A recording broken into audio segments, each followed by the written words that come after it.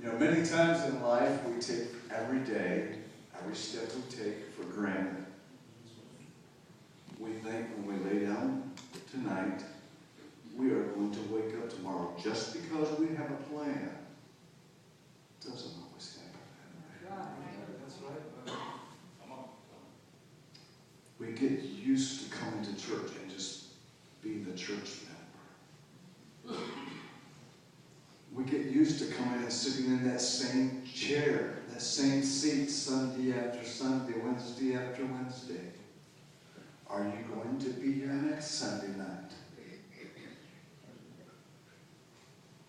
August 22nd, 2003, totally changed my life forever. I was coming back from Cincinnati, Ohio. As I approached Route 30 and Interstate 71, it felt like an explosion in the back of my head. I thought I'd been shot. I became very sick and pulled over beside the road. And I thought, this is not right. Something's wrong. But maybe it's just this Tim Hortons coffee that I've been drinking all the way from Columbus, so I can stay awake. You see, it was 1:15 in the morning, and I wanted to get home so I could be in church on Sunday morning because I did not want to miss the series of sermons that our pastor was preaching.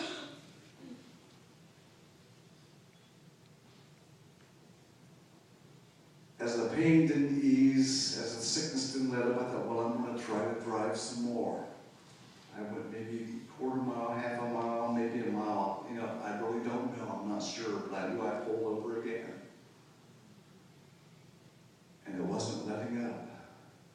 And my first thought was, you know, State Highway Patrol's going to pull up and they're going to see this guy alongside the road sick. And they're going to say, we've got a drunk here. And we're going to haul him in, or they're going to do all these tests. And I knew something was wrong. And I says, God, I'm going to try to make it home. I had 30 miles to go to get home. As I took the steering wheel of my car,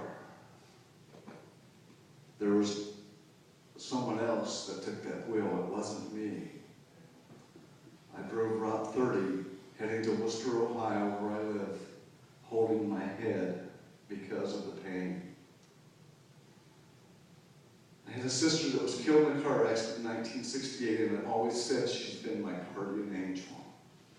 Someone took the wheel of the car that wrecked. As I got closer to my exit to go to the Worcester hospital, I thought, maybe I'll just go on home. But somehow my car made the turn and went into town.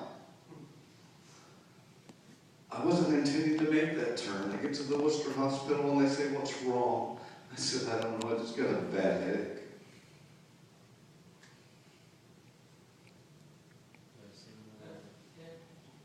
They ran tests, and the pain was so bad they gave me morphine or whatever it was and knocked me out. About 8 o'clock on Sunday morning, I was awakened to them saying, who can we contact that you're here, that we're life flagging you to Cleveland Clinic? You've had a brain aneurysm and a mild stroke. Couldn't think of my son's names. Couldn't think of their phone numbers. Couldn't think of anything. But one of the staff nurses says, I know who he is, I know his family. I will contact him. They loaded me onto the life flight helicopter. As they loaded me on that, I happened to see a clock on the wall of the helicopter. It said 9:45. I had known nothing. Not even my own name, hardly. But I saw that 9:45 and I thought, man, it's church time. I'm supposed to be in church right now. I looked at the helicopter pilot and I says, is there any way I can see the top of my church as we fly over? They'd been in my room for 2.5 hours and they knew I knew nothing. They looked at me like I was a dummy. Well, I probably was a dummy.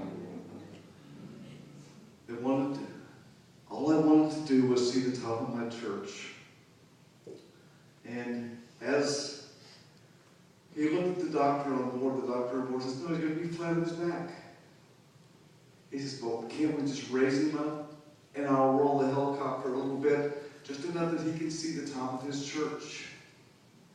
Friends, when we got to the north end of Worcester, they did just that because it was such a strange request. They wanted to honor it. Somebody wanted to see a church, not a bar, not a football field, not a basketball court.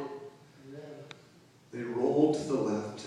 I saw the steeple and the cross on the top of my church. I knew at that moment that God's healing power was going to take over, or I was going to get the answer if I was going to live or die.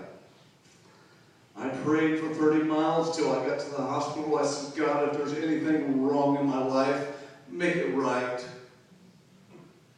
If I've wronged someone, please forgive me.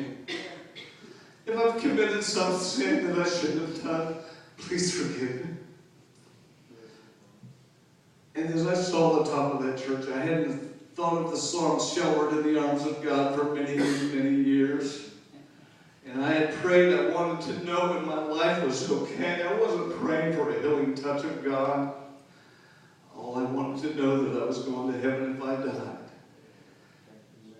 And God revealed to me the second verse of that song. It says, soon I shall hear the call from heaven's portal. Come home, my child, is the last mile you'll have to trod. I'll fall asleep, but I'll awake in God's new heaven, where I'm sheltered, safe within His arms. Upon arriving at the Cleveland Clinic, they couldn't find where it had an aneurysm, even though it had been diagnosed and they saw it was there. They looked for 4 days, could not find it. Friends, God is still the same today as He was yesterday, as He was back then. He hasn't changed.